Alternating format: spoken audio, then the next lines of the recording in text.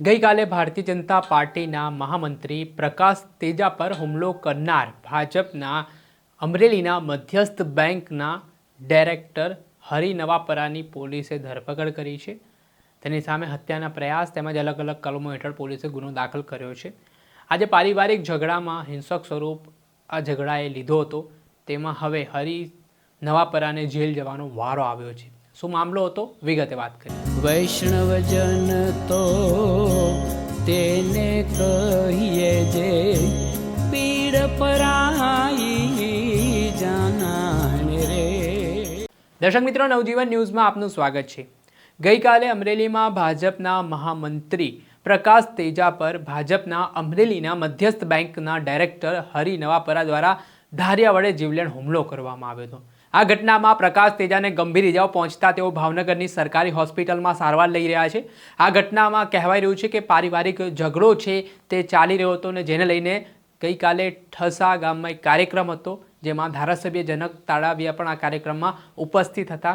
તે દરમિયાન આ આરોપી ભાજપના નેતા દ્વારા ભાજપના નેતા પર હુમલો કર્યો। આને લઈને વિવાદ વકર્યો હતો।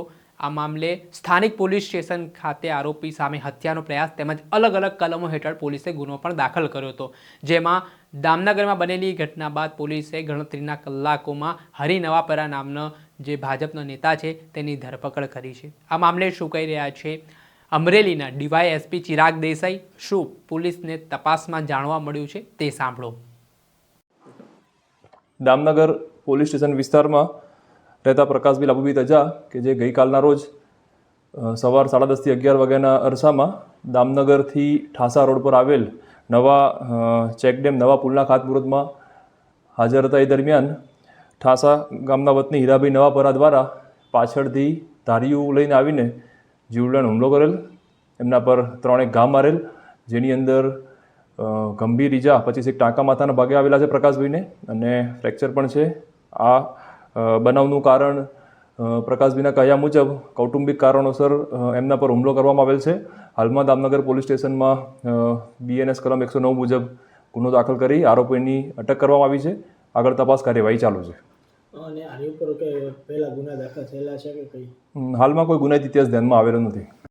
આપે સાંભળ્યા હતા અમરેલીના ડીવાયએસપી ચિરાગ દેસાઈ। તેમણે આ સમગ્ર મામલાને લઈને માહિતી આપી છે ને આ ઘટનામાં હત્યાનો પ્રયાસનો જે ગુનો છે તે ભાજપના નેતા સામે નોંધાતા હવે તેની મુશ્કેલીઓમાં વધારો થયો છે। હવે પારિવારિક વિવાદમાં એવું કહેવાય રહ્યું છે કે જે હરિ નવાપરાના દીકરાની વહુ હતી તેણે આ પ્રકાશ તેજાના ભાઈ છે તેમની સાથે લગ્ન કર્યા અને તે બાબતનો જ મન દુઃખ રાખીને આ હુમલો કરાયો છે। આ ઘટના બાદ હવે પોલીસ દ્વારા કયા પ્રકારની કાર્યવાહી કરવામાં આવે છે તે જોવું રહ્યું, પરંતુ હવે ભાજપના નેતાની મુશ્કેલીમાં સતત વધારો જોવા મળી રહ્યો છે। દર્શક મિત્રો, આવા જ નવા વિડીયો સાથે આપણે માહિતગાર કરતા રહીશું, એટલે નવજીવન ન્યૂઝ જોતા રહો।